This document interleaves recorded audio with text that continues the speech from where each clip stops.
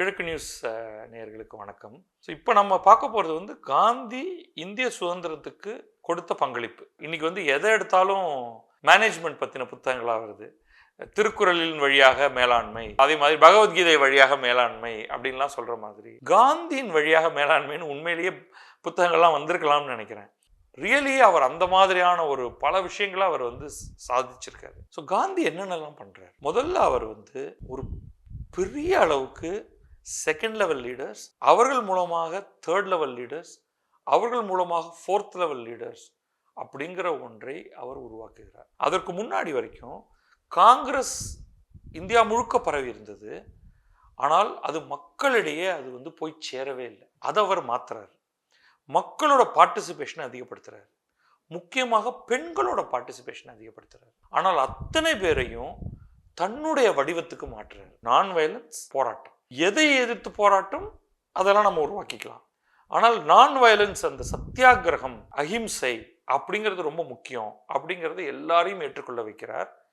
இவர்களெல்லாம் வந்து இப்போ நீங்கள் நம்ம சொன்ன இப்போ ராஜேந்திர பிரசாத் சம்பாரனில் பார்த்தோம், கேடால வல்லபாய் பட்டேலை பார்த்தோம், அதற்கு பிறகு ஜவஹர்லால் நேரு வர்றாரு, ராஜாஜி வர்றாரு, அப்படியே ஆரம்பித்து ஒவ்வொரு மாநிலத்திலும் இன்றைய மாநிலங்களை எடுத்துப்போம். அதில் ஒரு முக்கிய தலைவர் காந்தியால் ஈர்க்கப்பட்டு எல்லாத்தையும் விட்டுட்டு காந்தியோட அவங்க மூவ் பண்ண ஆரம்பிக்கிறாங்க. காந்தி கிட்ட உரையாடுறாங்க. காந்தியோட ஒரு பெரிய எப்படி சொல்றது விவாதத்தை நிகழ்த்துறாங்க. அவரை எதிர்க்கிறாங்க. அவர் அத்தனை பேரோடையும் பேசுறாரு. அத்தனை பேருக்கும் கடிதம் எழுதுறாரு. அத்தனை பேருக்கும் நேரம் ஒதுக்குகிறார். அத்தனை பேரோடும் பேசிக்கொண்டே இருக்கிறார். கடைசி வரைக்கும் பேசிக்கிட்டே இருக்காரு, எழுதிக்கிட்டே இருக்காரு, உரையாடிட்டே இருக்காரு. அவர்களுடைய கருத்தை மாற்றிக்கொண்டே இருக்கிறார். அவர்கள் சொல்வதையும் கேட்டுக்கொண்டே இருக்கிறார். இது வந்து ஒரு பெரிய ஃப்ரேம் ஒர்க் ஒன்று. அடுத்தது வந்து அவர் சாதாரண மக்கள்கிட்ட சக்சஸ் என்பது சாத்தியம், வெற்றி பெறலாம், எப்ப நம் தரப்பில் நியாயம் இருந்தால். இந்த பாயிண்ட் ரொம்ப ரொம்ப முக்கியம். அதோடு கூட அவர் தொடர்ந்து இந்த செல்ஃப் டிசிப்ளின் அப்படிங்கிறத கொண்டு வந்துக்கிட்டே இருக்கார். அது நம்ம ஒரு சில எக்ஸாம்பிளை பார்ப்போம். அது தவறினதையும் பார்ப்போம். அது தவறின் பொழுது அவர் என்ன பண்ணார் அப்படிங்கிறதையும் பார்ப்போம். ஸோ இதில் ரொம்ப ரொம்ப முக்கியமாக முதல்ல அவர் கொண்டு வர்றது வந்து ஒத்துழையாமை இயக்கம். 1920களில் அவர் வந்து ஒரு ஆக்டிவிட்டி அவர் கொண்டு வர்றாரு. ஏன்னா அதில் வருதுன்னா, இந்தியர்கள் வந்து பெருமளவு இந்த பிரிட்டிஷ் சிஸ்டத்துக்கு, முக்கியமாக இந்தியன் எலிட்ஸ் வந்து பிரிட்டிஷ் சிஸ்டத்துக்கு பழக ஆரம்பிக்கிறாங்க. மிடில் கிளாஸ் பர்டிகுலர்லி அவர்கள் பிரிட்டிஷ் அலுவலகங்களில் வேலை செய்கிறாங்க. அவங்க பிரிட்டிஷ் போலீஸ்குள்ளே போய் ஜாயின் பண்ணுறாங்க. அதாவது காவல்துறையில், பிரிட்டிஷ் காவல்துறையில், பிரிட்டிஷ் அரசுடைய காவல்துறையில் வக்கீல்களாக இருக்காங்க, ஜட்ஜஸாக இருக்காங்க. இப்படி வந்து அவர்கள் வந்து பல துறையிலையும் இந்தியர்களை வைத்துக்கொண்டு பிரிட்டிஷ் இந்திய அரசு இந்தியாவை ஆட்சி செய்கிறது. அப்போ அவர் அதை அசைச்சு பார்க்கணும் அப்படின்னு முடிவு பண்ணுறாரு. அப்போ இவர்கள் எல்லோருமே ஏற்றுக்கொள்வதனால தான் பிரிட்டிஷ் அரசுக்கு ஒரு லெஜிட்டிமசி வருது. அப்போ இதை எப்படி உடைப்பது? இப்போ அவர் சொல்வது வந்து இது எல்லாவற்றையும் உதறித்தள்ளுங்கள். இந்த பிரிட்டிஷ் அரசு என்பதே இல்லெஜிட்டிமேட் அப்படின்னு நம்ம சொல்கிறோம். அவர்கள் இங்கே வந்து உட்கார்ந்து கொண்டு நம்மை ஆட்சி செய்ய விரும்புகிறார்கள். அப்போ அவன் போடுற அந்த பிச்சை காசுக்காக நீங்கள் ஆசைப்படாதீர்கள் அப்படின்னு. அப்போ அவரால் என்ன சாதிக்க முடியுதுன்னா 100% முடியுதானா? இல்லை. ஆனால் பல இளைஞர்கள் அரசு வேலையை உதறிவிட்டு வாழ்கிறதுக்கு எவ்வளவோ வழி இருக்கு. ஆனால் இந்த பிரிட்டிஷ் அரசின் கீழே ஒரு ஊழியராக நான் வேலை பார்க்க மாட்டேன் அப்படின்னு விலகி வராங்க. காவல்துறையிலிருந்து விலகி வராங்க, நீதித்துறையிலிருந்து விலகி வராங்க, அரசு நிர்வாகத்துறையிலிருந்து விலகி வராங்க. அரசின் பட்டங்களை எல்லாம், இந்த ராவ் பகதூர் போன்ற பல்வேறு பட்டங்களை எல்லாம் துறக்கிறார்கள். சற்பட்டம் வேண்டாம் அப்படிங்கிறாங்க. இதெல்லாம் சிம்பாலிக். பட் அது என்னன்னா, ஒரு பெரும் திரளான பொதுமக்களுக்கு ஒரு கருத்தை கொண்டு போய் சேர்க்கிறது. நாம் வந்து ரெடியாக ஆரம்பிச்சிட்டோம், ஒரு பெரும் போராட்டத்துக்கு ரெடியாக ஆரம்பிச்சிட்டோம் அப்படின்னு. ஆனாலும் இந்த போராட்டத்தை நீங்கள் எடுத்துக்கிட்டீங்கன்னா அது அனைவரையும் போய் தொடலை. அரசு அலுவலகத்தில் போய் வேலைக்கு போய் சேரக்கூடியவர்கள்ங்கிற எண்ணிக்கையே குறைவு தானே. ஆனால் அதில் ஒரு மாற்றத்தை ஏற்படுத்தியது, ஒரு எலிட் இடையே ஒரு மாற்றத்தை ஏற்படுத்தியது. அதன் பிறகு 1930களில் வரக்கூடிய உப்பு சத்தியாகிரகம். இந்த உப்பு சத்தியாகிரகம் வந்து ஒரு பிரில்லியண்டான ஒரு ஐடியா. உண்மையில அதை அனலைஸ் பண்ணி பார்த்தீங்கன்னா இதுக்காக இவ்வளோ போராடணுமா அப்படின்னு கூட நமக்கு ஒரு வேளை தோணலாம். பட் அது வந்து ஒரு எமோஷனலான ஒரு மொமெண்ட்டாக ஒரு மக்கள் திரள்கிட்ட போய் ஒரு பாயிண்ட்டை போய் முன்வைக்கணும் அப்படிங்கும்பொழுது அந்த இடத்துல அது வருது. எல்லா பொருட்களுக்கும் வரி விதிக்கப்பட்டன. பிரிட்டிஷ் இந்திய அரசு என்ன பண்ணிட்டு இருக்கு, நான் வரி வாங்குவேன், நீ வரி கொடுக்கணும், அந்த வரியை வைத்து நான் என்ன செய்ய வேண்டும் என்பதை சொல்வதற்கு உனக்கு உரிமை இல்லை. இதுதான் அமெரிக்க சுதந்திர போராட்டத்திலையும் ஒரு பெரிய இஷ்யூவா இருந்தது. அமெரிக்கா என்பது காலனி, அமெரிக்கா வரி கட்டுகிறது பொருட்களை வாங்கும் பொழுது. ஆனால் அமெரிக்கா ஒரு நாடாளுமன்ற உறுப்பினரை தேர்ந்தெடுத்து பிரிட்டிஷ் நாடாளுமன்றத்துக்கு அனுப்ப முடியாது. அப்ப நோ டாக்ஸ் வித்தவுட் ரெப்ரசன்டேஷன். அவர்கள் போராடி அவர்கள் தங்களுடைய சுதந்திரத்தை பெற்றார்கள். இது அதோடைய வேறு வடிவம். இது இங்கே அவ்வளவுதான். அமெரிக்காவில் ஆயுத போர் நடந்தது, இந்தியாவில் அது ஆயுத போர் இல்லை. இப்போ இவர் என்ன பண்றாருன்னா ஒரு ஒரு குறிப்பிட்ட புள்ளியில கொண்டு வர்றாரு. கடல் இருக்கு, உப்பு தண்ணி இருக்கு, நான் எடுத்து அதை காய்ச்சுறேன், அதுலேருந்து எனக்கு உப்பு கிடைக்குது, இதை நான் சாப்பிட்றேன், இதற்கு எதற்கு நான் உனக்கு வரி கட்ட வேண்டும் அப்படின்னு. நம்ம கட்டபொம்மன் படத்திலலாம் வரும் இல்லையா, அந்த மாதிரி. ஆனால் அவர் எல்லாவற்றுக்கும் மீதும் உள்ள வரிகளை நீக்குக அப்படின்னு அவர் சொல்லலை. நீங்கள் கேடாலேயே பார்த்தோம், கேடா போராட்டத்தில் என்ன நடந்தது, அவர் வரிகளையெல்லாம் நீக்குகன்னு சொல்லவே இல்லை, வரியை நியாயமாக போடு அப்படிங்கிறது தான் அங்கே ஃபோக்கஸாக இருந்தது. அந்த ஃபோக்கஸ் என்ன, அநியாயமாக கேட்காத, இப்போ மழை பெஞ்சு இப்போ சரியா இல்லை, விளைச்சல் சரியா இல்லை, ஆனாலும் இத்தனை ரூபா கொடு, எனக்கு அதை பற்றி கவலை இல்லை, நீ உனக்கு விளைச்சல் வந்தால் என்ன வராட்டி என்ன அப்படின்னு சொன்னேன்னா நீ ஒரு நியாயமான ஆட்சியாளர் கிடையாது. அதுதான் அங்கே ஃபோக்கஸாக இருந்தது. ஆனால் இங்கே அவர் கொண்டு வந்தது என்னன்னா, நீ வருமானம் தரக்கூடிய ஒரு பொருளின் மீது வரியை விதித்தால் ஓகே, நான் வந்து நிலத்திலிருந்து வருமானத்தை பெறுகிறேன், அதுக்கு நான் வரி கட்டுறேன், ஓகே. ஆனால் என்னுடைய உணவில் போடக்கூடிய ஒரு அத்தியாவசியமான பொருளான உப்பு என்பதில் நீ வரியை விதிக்கிற, அதை நான் ஏற்றுக்கொள்ள மாட்டேன், அது எங்கள் எல்லாரையும் அடிக்குது. இத்தனைக்கும் அந்த சால்ட் டாக்ஸோடைய பேசிக் ஐடியா என்னன்னா, தெர் வாஸ் அ மொனாபொலி. அதுதான் அங்கே இஷ்யூ. யார் வேணாலும் சால்ட்டை, அதை உப்பை உற்பத்தி பண்ண முடியாது, அதை ஒரு சிலர் தான் உற்பத்தி பண்ணலாம். அப்படி உற்பத்தி பண்ணுபவர்கள் எனக்கு வரி கட்டணும் அரசுக்கு. வேறு யாராவது உப்பை போய் காய்ச்சினால் அது இல்லீகல் அப்படின்னு சொல்லியிருந்தாங்க. அதுதான் இங்கே பிரச்சனை. நீ என்னுடைய நாட்டில் வந்து கொண்டு நான் எந்த தொழிலை செய்யலாம் செய்யக்கூடாது என்பதன் மீது நீ எப்படி ஒரு லைசன்ஸ் கொடுத்து நீ தான் இதை செய்யலாம், நீ இதை செய்யக்கூடாது, செய்பவன் எனக்கு வரி கட்ட வேண்டும் என்பதையெல்லாம் நீ சொல்வது, அப்படிங்கிற பாயிண்ட்டை பெரிய அளவுக்கு எடுத்துகிட்டு வந்து அவருக்கு அடுத்தது என்ன தோணுச்சுன்னா, இதை மக்களிடம் கொண்டு போய் சேர்க்க முடியும். உண்ணும் உணவில் நாம் போட்டுக்கொள்ளக்கூடிய உப்பின் மீது வரி விதிக்கிறான் அப்படிங்கிறத வந்து ஒரு ஒரு பொலிட்டிக்கல் டாக்டிக்காக மாற்றினார். இங்கே தான் அவர் வந்து ஒரு பிரில்லியன்ட் டாக்டிஷியனாக மாறுறாரு. நீங்கள் எது ஒன்று மக்களை தொடும் அதை வைத்து அனைவரையும் ஒன்றாக கொண்டு வருவது. இது தென்னாப்பிரிக்காவில் அவர் பண்ணியிருக்காரு. ஒரு திருமணம் என்பது கடவுளுக்கு முன் கணவனும் மனைவியும் செய்வது. அதை பதிந்து கொள்வதற்கு இவன் யார், மனிதன், இந்த அரசு யாரு அப்படின்னு அதை வந்து ஒரு ரிலிஜியஸ் லெவலுக்கு எடுத்துட்டு போய், அப்படியானால் இவங்கிட்ட நான் பதிவு பண்ணலைன்னா கடவுளுக்கு முன்னால இந்துக்களோ முஸ்லிம்களோ செய்து கொள்ளக்கூடிய திருமணம் என்பது இல்லீகல் ஆகிடுமா, அது வந்து முறையற்ற திருமணம் ஆகிவிடுமா, திருமணமே இல்லாமல் உறவு கொண்டு குழந்தை பெற்றதாக ஆகிவிடுமா அப்படின்னு எமோஷனை அவர் வந்து அங்கே ட்ரிகர் பண்ணி அதனால் இதை எதிர்க்க வேண்டும்ங்கிறார் இல்லையா. அதே மாதிரி தான் இங்கேயும் அந்த எமோஷனல் கார்டை தொடர்றாரு போராட்டத்திலேயே. இது ரொம்ப முக்கியமானது. அப்போதான் அனைவரும் வரப்போறாங்க. இல்லாட்டி நார்மலி யார் வந்து உப்பின் மீது டாக்ஸ் கொடுப்பதுன்னா அந்த உப்பை தயாரிப்பவர்கள் மட்டும்தான். ஆனால் பொதுமக்களை இதுக்கு பின்னாடி திரண்டு வர வைத்து நாமே உப்பை காய்ச்ச முடியுமாடா, இது வந்து கடல்ல இருக்கு, கடல் எவ்வளவு இடத்துல இருக்கு, உத்தரப்பிரதேசத்தில் கடல் இருக்கா, பஞ்சாப்ல கடல் இருக்கா, அங்கெல்லாம் கிடையாது. இதை வந்து அவர் எப்படி மக்களிடம் எடுத்துக்கொண்டு போவதற்கான ஒரு ஆயுதமாக பயன்படுத்தினார், அவ்வளவுதான். அதை கொண்டு ஒரு பெரும் மனித திரள் வந்தது, சிறை நிரப்பும் போராட்டம் நடைபெற்றது. அத்தனை பேரும் நாங்கள்லாம் உப்பு காய்ச்சுவோம், நீ வந்து வேதாரண்யத்தில் காய்ச்சி, நான் வந்து தண்டியில் நான் காய்ச்சுறேன், எங்கெல்லாம் கடல் இருக்கிறதோ அங்கெல்லாம் நாம் உப்பு காய்ச்ச தலைப்படுவோம், அங்கே வந்து போலீஸ் நம்மளை தடுக்கும், ஏன்னா சட்டம் ஒன்று இருக்குது, யாரும் உப்பு காய்ச்ச முடியாது. அவங்களும் பைத்தியக்காரனுங்க. பிரிட்டிஷ் அரசாங்கம் சரி உப்பு தானடா காய்ச்சிட்டு போ அப்படின்னு இருந்தால் அன்றைக்கே அந்த போராட்டம் பிசு பிசுத்து போயிருக்கும். உடனே மக்கள் எல்லாம் இவங்க தினமும் போய் ஒரு கப்பு உப்பு தண்ணியை கொண்டு வந்து அதை வீட்டில் காய்ச்சி அதுலேருந்து அடி வண்டலை எடுத்தா உணவில் போட போகிறாங்க? அவங்க உப்பளத்திலிருந்து வரக்கூடிய உப்பு, அந்த கல் உப்பு, அப்போ இந்த பொடி உப்பெல்லாம் கிடைத்திருக்காது, அப்போ அது பண்ணியிருக்க மாட்டாங்க. அந்த கல் உப்பை தான் பயன்படுத்தி இருப்பார்கள். ஆனால் இவன் வந்து இல்லை நான் சட்டம்னு ஒன்று போட்டிருக்கேன், நீ எப்படி அந்த சட்டத்தை மீறலாம், நீ எப்படி தனியார் நீ வந்து உப்பு காய்ச்ச முடியாது, நீ எனக்கு வரி கட்டிட்டு தான் நீ பண்ணணும் அப்படிங்கும்போது இவர்கள் எல்லாம் சிறை செல்ல தயாராக இருந்தார்கள். அது உண்மையிலேயே ஒரு பெரிய ஹிட் ஆச்சு. இது வந்து மக்கள்கிட்ட கொண்டு போய் அந்த ஒத்துழையாமை இயக்கத்தை விட இந்த உப்பு சத்தியாகிரகம் என்பது மக்களிடம் கொண்டு போய் சேர்த்தது. அதுக்கு பிறகு அவருக்கு நிறைய பிரச்சனையும் வந்தது.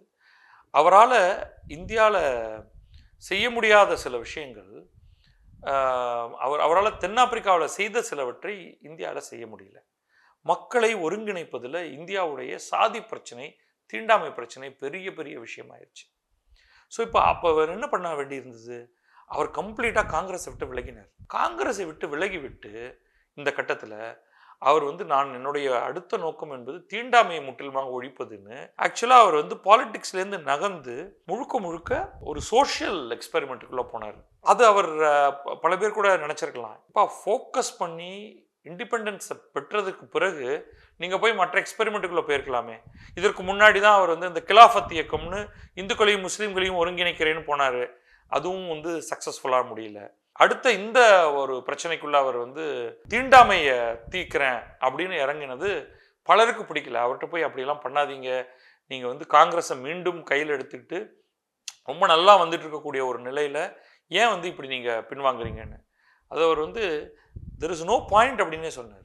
நம்ம எல்லாரும் ஒட்டுமொத்தமாக இந்த போராட்டத்தை நடத்தாமல் நீங்கள் வந்து மேல் சாதி, கீழ் சாதி, தீண்டத்தகாத சாதின்னு சொல்லிட்டு காங்கிரஸ் மீட்டிங்லலாம் மல்டிபிள் பந்தி, பிராமணர்கள் ஒரு பந்தியில், மற்றவர்கள் ஒரு பந்தியில், தீண்டத்தகாதவர்கள்னு இருக்காங்களா இல்லையானே தெரியல, ரெப்ரசன்டேஷன் சரியாக இல்லை, நீங்கள் நடந்து கொள்வது சரியில்லை, கிணற்றில் தண்ணியை இறைக்கிறதுக்கு ஆப்பர்ச்சுனிட்டி கொடுக்க மாட்டேங்கிறீங்க, குளத்தை பயன்படுத்த விட மாட்டேங்கிறீங்க. அப்படிப்பட்ட நிலையில் நான் வந்து முற்றிலுமாக என்னுடைய ஃபோக்கஸ் இதை நோக்கி தான் போகுது அப்படின்னு அவர் அதற்கு பல ஆண்டுகள் வந்து அடுத்து அதில் போனார். திரும்ப அவரை வந்து காங்கிரஸ் மீண்டும் அவரை இழுத்துட்டு வந்தது. இப்போ 1930களில் ஒரு விதத்தில் பிரிட்டிஷ்காரர்களே வந்து கொஞ்சம் கொஞ்சமாக செல்ஃப் ரூலை கொடுப்போம் அப்படிங்கிற நிலையை நோக்கி வர ஆரம்பித்தாங்க. அப்போ அவர்கள் என்ன பண்ணாங்கன்னா, உரையாடல் மூலமாக இதை செய்வோம், கொஞ்சம் கொஞ்சமாக பல்வேறு சீர்திருத்தங்கள், இந்த மாண்டாகு சேம்ஸ்ஃபோர்ட் சீர்திருத்தம் போன்ற பல கமிஷன்ஸ் எல்லாத்தையும் வந்து நம்ம கொண்டு வருவோம், வந்து அவர்கள் கொஞ்சம் கொஞ்சமாக சில மாற்றங்களை கொண்டு வருவோம், அப்போ அதற்கு வந்து ரெப்ரசன்டேட்டிவ்ஸை வச்சு நம்ம அவங்கள்ட்ட பேசுவோம் அப்படின்னு அவர் வந்து அவங்க பிரிட்டிஷ் தரப்பில் முடிவு பண்ணுறாங்க. அங்கே காந்தி வந்து ஒரு சினிஸ்டர் பிளாட் ஒன்று பார்க்குறாரு பிரிட்டிஷ் தரப்புல இருந்து. என்ன நடக்குதுன்னா, பிரிட்டிஷ்காரர்கள் என்ன சொல்கிறாங்கன்னா, காங்கிரஸ் என்பது ஒரு தரப்பு, அவ்வளோதான். இந்தியாவில் பல குழுக்கள் இருக்காங்க. உதாரணத்துக்கு இந்துக்கள் இருக்காங்க, முஸ்லீம்கள் இருக்காங்க, சீக்கியர்கள் இருக்காங்க, தீண்டத்தகாதவர்கள் இருக்காங்க. அவங்க அன்டச்சபிள்ஸுங்கிறவங்களை பிரித்து தான் பார்க்குறாங்க கம்ப்ளீட்டாக. அப்போ இவங்க ஒவ்வொருத்தருக்கும் தலைவர் வேணும். இவர்கள் எல்லாரையும் நம்ம கூப்பிடுவோம். அப்போ இவங்க எல்லாரும் வந்து உட்காந்து நம்ம எந்த மாதிரியான சீர்திருத்தங்களை எல்லாம் கொண்டு வரலாம் அப்படின்னு நம்ம பேசுவோம் அப்படின்னு அவங்க சொல்லும் பொழுது, Gandhi first round table conference அப்படிங்கிறத வந்து காங்கிரஸ் போக மாட்டேன் அப்படின்னு மறுத்துருது. இரண்டாவது வட்டமேஜை மாநாடுக்கு வந்து காந்தியை ரெப்ரசன்டேட்டிவாக அனுப்புகிறாங்க. காந்தி போகிறாரு. அங்கே போன உடனே அவருக்கு தெரிஞ்சு போயிடுது, இதெல்லாம் வந்து வேலைக்கே ஆகாது, நீ இந்துக்களுக்கு மட்டும்தான், அதுவும் ஒரு குறிப்பிட்ட இந்துக்களுக்கு மட்டும்தான் நீ ரெப்ரசன்டேட்டிவ். இப்போ அம்பேத்கர் வந்து அன்டச்சபிள்ஸ்க்கான ரெப்ரசன்டேட்டிவ் அப்படின்னு வெவ்வேறு ஆட்களை ரெப்ரசன்டேட்டிவ் அப்படின்னு சொல்லும் பொழுது அது நமக்கு பலன் தராது அப்படின்னு சொல்லிட்டு அவர் வந்து மூன்றாவது வட்டமேசை மாநாடு வரும்பொழுது திரும்ப மறுத்துடுறார். இதெல்லாம் வேண்டவே வேண்டாம், நான் ஒருவன் தான், அல்லது காங்கிரஸ் என்னும் ஒரு பேர் இயக்கம் தான், ஒற்றை தலைமை தான் இந்த இடத்துல வந்து மாற்றத்தை கொண்டு வர முடியும். நீங்கள் 3 பேரை வச்சிங்கன்னா இவங்ககிட்ட ஒன்று பேசுவேன், அவங்ககிட்ட ஒன்று பேசுவேன், இவங்கள்ட்ட ஒன்று பேசுவேன், திருச்சிருவேன் அப்படின்னு. இது அவருக்கு நல்லா தெரியும். ஏன்னா அவர் வந்து தென்னாப்பிரிக்காவில் பார்த்துருக்காரு. இதோடைய ப்ரிகர்சரை பார்த்துட்டு தானே இங்கே வர்றாரு. தென்னாப்பிரிக்காவில் வெற்றி கிடைத்ததுக்கு ஒரே காரணம், அவர்கள் காந்தி தலைமையிலான அமைப்பு மட்டும்தான் காந்தி தான் எங்களுடைய ரெப்ரசன்டேட்டிவ், எதுவாக இருந்தாலும் காந்திகிட்ட பேசிக்க, நாங்கள் அவர்கிட்ட தனியாக பேசிக்கிறோம் என்று சொன்னது தான் அப்படிங்கிறத அவர் அப்படிங்க கொண்டு வர்றாரு. இங்கே பார்ப்பா, நம்ம வந்து துண்டு துண்டுகளாக போனோம் என்றால் காலி. அதனால் நம்ம போகாம இருந்துருவோம். நம்ம தான் உள்ளதுலேயே பெரிய குரூப்பு, நம்மக்கிட்ட தான் அவங்க வந்து பேசணும்.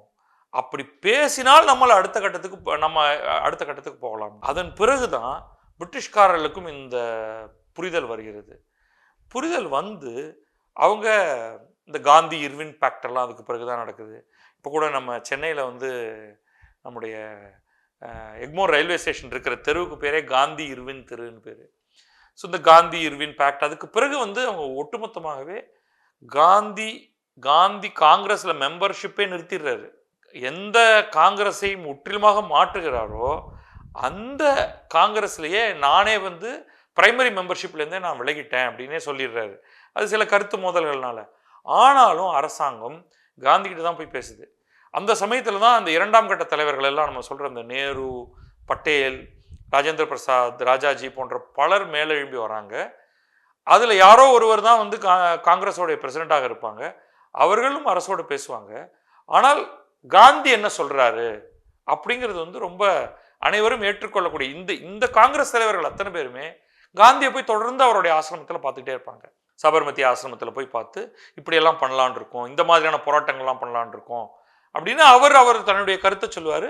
அதை இவர்கள் பின்பற்ற தொடங்கினார். அதோடைய இறுதியான போராட்டமாக இப்போ நம்ம வந்து கொஞ்சம் கொஞ்சமாக பார்த்துட்டு இருக்கோம். 1910 இறுதியில் சம்பாரன் கேடா போராட்டம், 20களில் ஒரு ஒத்துழையாமை இயக்கம், 30களில் வட்டமேஜை மாநாடு வருது. அதற்கு முன்னாடியே உங்களுக்கு வந்து சால்ட் சத்தியாகிரகா, உப்பு சத்தியாகிரகம் நடக்குது. இப்போ 1940களுக்கு வரும். இது தொடர்ந்து எவ்வளவு ஆண்டுகளாக, எவ்வளவு 10 ஆண்டுகளாக இந்தியாவுக்கான சுதந்திர போராட்டம்ங்கிறது நடக்குதுங்கிறது நம்ம புரிஞ்சுக்கணும். இந்த 40கள் வரும்பொழுது 2ஆம் உலகப் போர் ஆரம்பிச்சிருது. 2ஆம் உலகப் போர் 1930களோட இறுதியிலேயே ஒரு கொடூரமாக ஹிட்லர் சுற்றி இருக்கக்கூடிய நாடுகளை எல்லாத்தையும் நசுக்கி அழித்து யூதர்களை எல்லாம் கொன்று பிரிட்டன் மீது கடுமையான தாக்குதலை தொடுக்க பிரான்ஸை கைப்பற்றி அவங்க மிகப்பெரிய ஒரு மிலிட்ரி என்டர்பிரைஸை அவங்க கிரியேட் பண்ணதுக்கு பிறகு பிரிட்டன் அதில் பெரிய போராட்டத்தை முன்னின்று நடத்துகிறது. 1ஆம் உலகப் போர்லையும் இது நடந்தது. அந்த 1ஆம் உலகப் போர் நடைபெற்ற அந்த காலகட்டத்தில் காந்தி தென்னாப்பிரிக்காவில் இருக்கார். 1914 முடிஞ்சு அவர் இந்தியாவுக்கு 14 வராரு. அப்போ 1ஆம் உலகப் போர் ஆரம்பிச்சிருது. 1ஆம் உலகப் போர் ஆரம்பித்த முதல் 4 ஆண்டுகள் 1914 18 அந்த போராட்டம் நடக்கும் பொழுது காந்தி இந்தியாவில் தான் இருக்கார். ஆனால் அதுலேயும் இந்தியர்கள் பங்கெடுத்தாலும் காந்திக்கு அது ஒரு பெரிய விஷயமாக அந்த சமயத்தில் அது தென்படலை. இந்தியா சார்பில் பிரிட்டிஷ் படையில் இருப்பதை அவர் ஊக்குவிக்கிறார். அதை வந்து அவர் எந்த விதத்திலும் தடை செய்யலை. ஆனால் 2ஆம் உலகப் போர் வரும்பொழுது இந்தியாவோட கலந்தாலோசிக்காமல், அதாவது காங்கிரஸோட கலந்தாலோசிக்காமல் பிரிட்டன் என்ன பண்ணிடுதுன்னா, எங்களுடைய பிரிட்டிஷ் காலனிகள் அனைத்தும் 2ஆம் உலகப் போரில் பங்கெடுக்கும் அப்படின்னு சொல்லிடுது. அது காந்திக்கு வந்து காந்திக்கும் சரி காங்கிரஸுக்கும் சரி அது பெருத்த கோபத்தை ஏற்படுத்துகிறது. நாங்கள் இங்கே எங்களுக்கு என்னென்ன விதமான சீர்திருத்தங்களை கொடுத்து எங்களுடைய வாழ்க்கையில் முன்னேற்றத்தை ஏற்படுத்துவீர்கள்னு நாம் பேசிக்கிட்டு இருக்கும் பொழுது எங்களோட கலந்தாலோசிக்காமலேயே நீங்கள் மாட்டுக்கு நீங்கள் ஒரு வேலையை ஆரம்பிச்சு விட்டீங்க, எங்களுடைய மக்களை நீங்கள் போரில் பங்கெடுக்க வைக்கிறீர்கள், இது வந்து அன்எக்செப்டபிள் அப்படின்னு. அப்போ தான் காந்தி வந்து வெள்ளையனே வெளியேறு இயக்கத்தை கொண்டு வருகிறார், குவிட் இந்தியா மூவ்மெண்ட் அப்படின்ட்டு. காந்தியை பொறுத்த வரைக்கும் இது ஒரு எக்ஸ்ட்ரீம் பொசிஷன். ஏன்னா காந்தி வந்து எல்லா கட்டத்திலையுமே ஒரு சமரசத்தை ஏற்படுத்தி கொண்டே போகக்கூடியவர். அப்படிப்பட்ட ஒரு காந்தியோடைய ஒரு எக்ஸ்ட்ரீம் பாயிண்டாக இதை பார்க்குறோம். குவிட் இந்தியா அப்படின்னு அவர் வந்து வெள்ளையர்களை நோக்கி, ஆங்கிலேயர்களை நோக்கி அவர் சொல்வதாக. எகைன் அவர் அரெஸ்ட் பண்ணுறாங்க, தூக்கி ஜெயிலில் போடுறாங்க. அவர்களுக்கு வந்து ரொம்ப முக்கியம் இந்திய படைகள், ரொம்ப ரொம்ப முக்கியம். இந்திய படைகள்னால மட்டும்தான் பல இடங்களில் ஜெர்மனியுடைய நேச நாடுகளை எல்லாம் பிரிட்டனால் தோற்கடிக்க முடிந்தது. முக்கியமாக எகிப்து, பாலஸ்தீனம், அந்த ஆசியாவில் பல இடங்களை, அதே மாதிரி ஜப்பானியர்களை எதிர்த்து சிங்கப்பூர் வரை, பர்மா வரை சென்று, பர்மா சிங்கப்பூர் போன்ற இடங்களை எல்லாம் கிட்டத்தட்ட ஜப்பானியர்கள் விட்டிருந்தா அடித்து தூக்கியிருப்பாங்க. இப்போ இந்திய படைகள் அதில் ஈடுபடலைன்னா ஒன்றுமே பண்ணியிருக்க முடியாது. ஸோ இந்திய மக்கள் படையில் ஈடுபட்டாங்க. காங்கிரஸ் அதை தடுக்க முனைந்தது, அதால் தடுக்க முடியல. அதன் பிறகு போர், இரண்டாம் உலகப் போர் முடிந்ததுக்கு பிறகு என்ன நடந்தது அப்படின்னு பார்த்தோம். ஆட்சி மாற்றம் நடக்குது பிரிட்டனில். சர்ச்சில் பிரைம் மினிஸ்டராக இருக்கிறவர் வந்து அட்லிங்கிறவரால் ரீப்ளேஸ் பண்ணப்படுறாரு. லேபர் பார்ட்டியை சேர்ந்த அட்லி இந்தியாவுக்கு சுதந்திரம் கொடுத்தே ஆக வேண்டும்ங்கிறதுல ரொம்ப முனைப்போடு இருக்கிறவர். அதன் பிறகு கிடுகிடுகிடு என்று சுதந்திரம் நடந்தது. ஆனால் காந்திக்கு மனம் ஒப்பல பல விஷயங்கள்ல. முக்கியமாக இந்துக்களுக்கு மட்டும்தான் காங்கிரஸ் தலைமை அப்படிங்கிற அந்த ஒரு பாயிண்ட்டை காந்தியால் மாற்றவே முடியல. டைரக்ட் ஆக்ஷன் டே, முஸ்லீம் லீகோடைய உருவாக்கம், ஜின்னாவுடைய பொசிஷன், ஜின்னா பின்னாடி முழுமையாக எப்படி காந்தியின் பின்னால் கிட்டத்தட்ட இந்தியா அனைத்தும் சில முஸ்லீம்களையும் சேர்த்து இணைந்ததோ, பெருமளவு முஸ்லீம்கள் முகமது அலி ஜின்னா பின்னால அப்படியே வந்து நின்னாங்க. இதுல ரொம்ப இன்ட்ரெஸ்டிங்கான விஷயம் என்னன்னா, பேரலல்ஸ் என்னன்னா, காந்தி ஜின்னா ரெண்டு பேருமே குஜராத்திகள், ரெண்டு பேருமே லீகல் ப்ரொஃபஷன்ல ஆரம்பிச்சவங்க. ஜின்னா காந்தியை விட கொஞ்சம் மூத்தவர். காந்தி வந்து ஒரு failed lawyer, Jinnah extraordinarily successful lawyer. Jinnah கிட்ட கேஸை கொடுத்தோம்னா கேஸ் ஜெயிச்சுதுங்கிற மாதிரி இன்னைக்கு நம்ம வந்து கபில் சிபல், அபிஷேக் மனு சிங்வி, முகுல் ரொஹாத்கின்லாம் பெரிய பெரிய லாயர்ஸை பற்றியெல்லாம் நம்ம பேசுகிற மாதிரி, அந்த காலத்தில் வந்து பாம்பேல ஜின்னா கிட்ட போனால் கேஸ் ஜெயிச்சிரும் அப்படிங்கிற மாதிரியாக அவ்வளோ உச்சத்தில் இருந்தவர். காந்தி வக்கீல் தொழில் மூலமாக ஒன்றுமே சம்பாதிக்கல. ஏதோ துளியுண்டு அந்த முதல் தென்னாப்பிரிக்க வழக்கில் ஒரு சப்போர்ட்டிவ் ரோல் பண்ண போய் சம்பாதிச்ச எத்தனூண்டு பணம் தான். அந்த அதர் ஹேண்ட் ஜின்னா வந்து கண்டபடி சம்பாதிச்சவர். அவர் வாங்கி சொத்துக்களை குவித்து வைத்திருந்தார் மும்பையில். அவருக்கு இந்த மதம் என்பது பிடிக்கவே பிடிக்காது. காந்தி வந்து இந்து மதத்தை பற்றி பேசிக்கிட்டே இருப்பார் ஒரு பக்கம், அதே சமயம் முஸ்லிம்களோடையும் நல்லுறவை வைத்துக் கொண்டிருப்பார். ஜின்னா வந்து ரொம்ப மேற்கத்திய ஆடைகளை மட்டும்தான் அணிவார். காந்தி கோமணத்தை அணிய ஆரம்பித்தார். இவங்க ரெண்டு பேரும் நிற்க வச்சா எந்த பாயிண்ட்லையுமே அவங்களுக்கு ஒற்றுமை கிடையாது. காந்தி போராட்டம் விட்டா கிரவுண்டில் இறங்கி அடி வாங்கிறதுக்கு தயாராக இருந்தார். ஜின்னா வந்து அவருடைய சொகுசு காரில் அந்த வாக்கிங் ஸ்டிக்கோடு போய் அப்படியே சொகுசாக இறங்கி நின்னுனாக்கு ஆங்கிலம் பேசி வெள்ளையர்களோடு நல்லுறவை வைத்துக்கொண்டு வீட்டுக்கு வரவர். அப்போ அவ்வளோ பெரிய கேப் அவங்க ரெண்டு பேருக்கு இடையில். அவர் முஸ்லீம் லீக்குங்கிறத வந்து விரும்பவே இல்லை. காங்கிரஸில் தலைவராக இருந்தார் ஜின்னா. ஆனால் எப்போ காந்தியை காங்கிரஸ் முன்னுக்கு தள்ள ஆரம்பித்ததோ ஜின்னா காங்கிரஸ் இருந்து விலகிவிட்டார். ரொம்ப நாளைக்கு அவர் வந்து எதுலையுமே சேராமல் இருந்தார். அதன் பிறகு அவருக்கு ஒரு பெரிய வாய்ப்பு கிடைத்தது. அவருக்கு காந்தியை பிடிக்காது, அது ரொம்ப தெளிவாக சொல்லிடலாம். வில்பர்ட்டோட புக்கில் வந்து ஜின்னாவை பற்றின பயோகிராஃபியும் சரி, காந்தி பற்றின பயோகிராஃபி ரெண்டுத்தையும் சேர்த்து வச்சு நம்ம படித்தோம்னா, தனிப்பட்ட முறையில் காந்தியை ஜின்னாவுக்கு பிடிக்கவே இல்லை. அவர் ஒரு கட்டத்திலும் அவரை மகாத்மா காந்தி என்று சொன்னதே கிடையாது. மிஸ்டர் காந்தி அப்படின்னு தான் சொல்லுவார். அவரை பற்றி ரொம்ப நெகட்டிவாகலாம் நிறைய கருத்துக்களை சொல்லியிருக்காரு. இன்ட்ரெஸ்டிங்லி அம்பேத்கரும் அதே மாதிரியான கருத்தை தான் வைத்திருந்தார். அவர் இவரை மகாத்மான்னு சொல்ல மாட்டார். நம்ம அந்த பூனா ஒப்பந்தம் போன்றதெல்லாம் போகலை இப்போ, ஏன்னா சுதந்திர போராட்டத்தை பற்றி மட்டும் பேசணுங்கிறதுனால. இப்போ ஜின்னா வந்து ஏதோ ஒரு கட்டத்தில் பாகிஸ்தான் என்ற அவருக்கு என்ன தோணிருச்சுன்னா, காந்தி எப்படிப்பட்ட மனிதராக இருந்தாலும் சரி, ஆனால் காங்கிரஸ் என்ற ஒன்று ஆட்சிக்கு வந்தால் முஸ்லிம்களுக்கு எந்த கட்டத்திலும் நியாயம் நடக்காது. அதனால முஸ்லிம்கள், குறைந்தபட்சம் பெரும்பான்மை முஸ்லிம்கள் வாழ்வதற்காக தனியாக ஒரு நாடு வேண்டும் அப்படின்னு அவர் வந்து இந்த பாகிஸ்தான்கிற அமைப்பு பற்றிய அந்த கருத்தாக்கத்தில் அவர் அது வேறு யாரோ உருவாக்கினது தான்.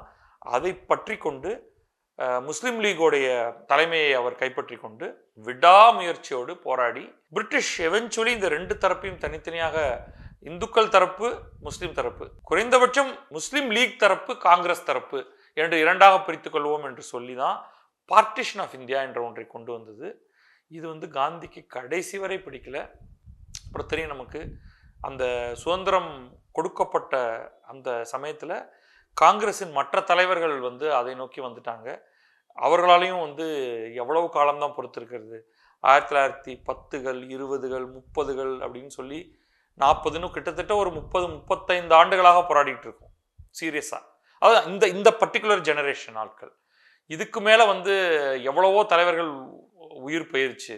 நம்மளுடைய வாழ்நாள்லையாவது நம்ம சுதந்திரத்தை பெற்றணும்ட்டு அவங்க முஸ்லீம் லீகோட ஒரு ஒப்பந்தத்தை ஏற்படுத்தி கொள்வோம், நாடு இரண்டாக பிரிக்கப்படட்டும் அப்படின்னு ஒத்துக்கிட்டாங்க. காந்தி ஒத்துக்கல. சுதந்திரம் கொடுக்கப்பட்ட அந்த தினங்களில் இந்து முஸ்லீம் வயலன்ஸ் மிக கடுமையாக ரெண்டு பக்கத்துலேயும் நடந்துக்கிட்டு இருந்தது. பஞ்சாப்லேயும் சரி பெங்கால்லையும் சரி.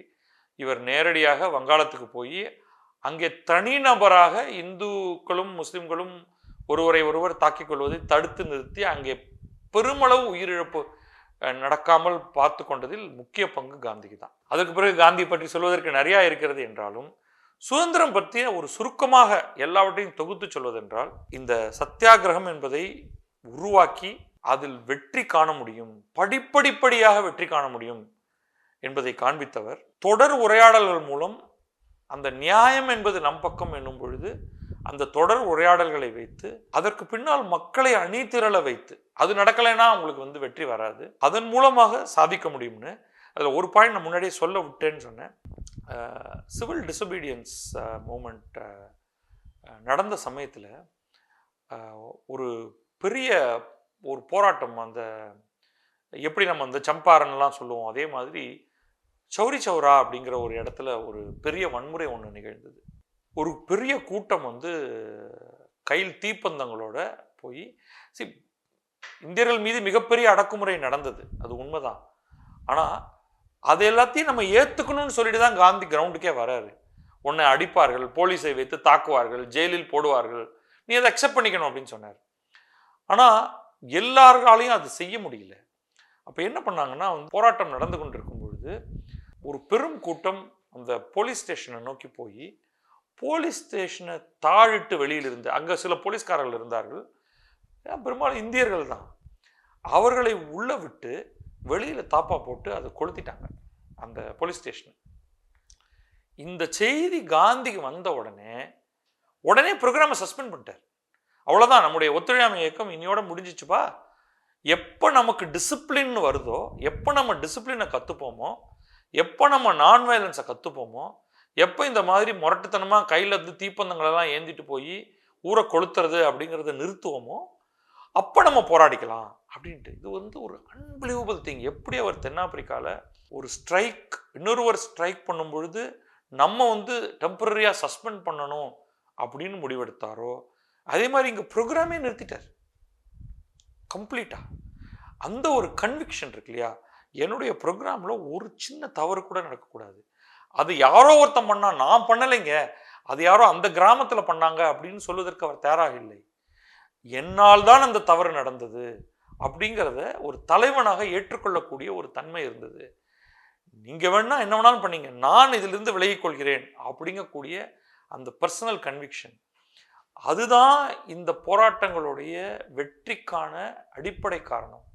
அத்தனை பேரையும் தன் பக்கம் கொண்டு வர்றது, தொடர்ந்து பேசிக்கிட்டே இருக்கிறது. எவ்வளவு நாள் ஆக போகுது?